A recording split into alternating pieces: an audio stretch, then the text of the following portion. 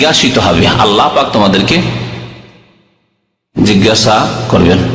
আল্লাহ পাক আরো ইরশাদ করেছেন, ইন্নাস সামআ ওয়াল বাসারা, এখানেও আল্লাহ শ্রবণ শক্তির কথা প্রথমে উল্লেখ করেছেন। ওয়াল ফুআদা, শ্রবণ শক্তি, ওয়াল বাসারা, দৃষ্টি শক্তি, ওয়াল ফুআদা, তোমাদের হৃদয়, কুল্লু উলাইকা, এই সমস্ত বিষয় সম্পর্কে কানা আনহু মাসউলা, সেই দিন প্রত্যেক বান্দাকে, প্রত্যেক মানুষকে জিজ্ঞাসা করা হবে। আল্লাহু আকবার, জবাব দিতে হবে।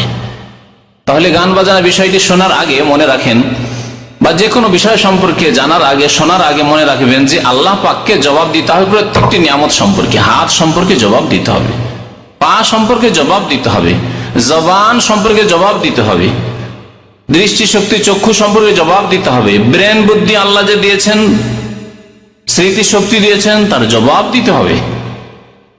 আল্লাহ পাক কান দিয়েছেন, শ্রবণ শক্তি দিয়েছেন, তার জবাব দিতে হবে। দুইটি আয়াত এই মর্মে উল্লেখ করলাম। এখনো গান বাজানোর হুকুম সম্পর্কে আলোচনা শুরু করিনি, কারণ এই কথা যদি জানা থাকে তাহলে আমাদের জীবনে সংশোধন হবে, শোনার পরে আমাদের আমলের পরিবর্তন হবে, ভালোর দিকে আমরা এগিয়ে আসতে পারবো। গান বাজনা সম্পর্কে কোরআনে কারীমের 4টি আয়াত রয়েছে, যে আয়াতগুলির তাফসিরে সাহাবায়ে কেরাম, তাবেঈন এবং তারপরে অনেক মুফাসসিরিনগণ তাফসীর করতে গিয়ে বলেছেন যে এই আয়াতগুলি গান বাজনা সম্পর্কে নাযিল হয়েছে। 4টি আয়াত সম্পর্কে বললাম। আর এছাড়া বহু হাদিস রয়েছে নবী করিম সাল্লাল্লাহু আলাইহি সাল্লামের, 10টি হাদিস এবং 4টি আয়াত নোট করেছি আপনাদেরকে শোনাবার জন্য। আর তা আজকে একদিনে শোনানো সম্ভব নয়, তবে একটি একটি করে আপনাদেরকে শোনাই। গান এবং বাজনা দুটি শব্দ রয়েছে, গান এবং বাজনা। গান এবং মিউজিক, বাদ্যযন্ত্র দিয়ে যতগুলি বাজনা হইতে পারে, আর যে কোনো যন্ত্র দিয়ে হতে পারে।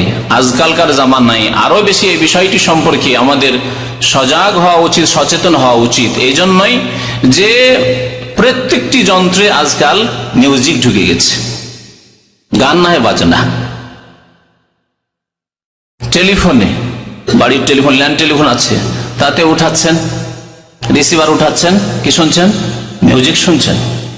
মোবাইলে অধিকাংশ মানুষের, বরং অধিকাংশ মুসলিমদের মোবাইলে যে টোন রয়েছে তা হচ্ছে মিউজিক টোন, যা হারাম, বাজনা যার নাম। বাজনা মানে হারাম।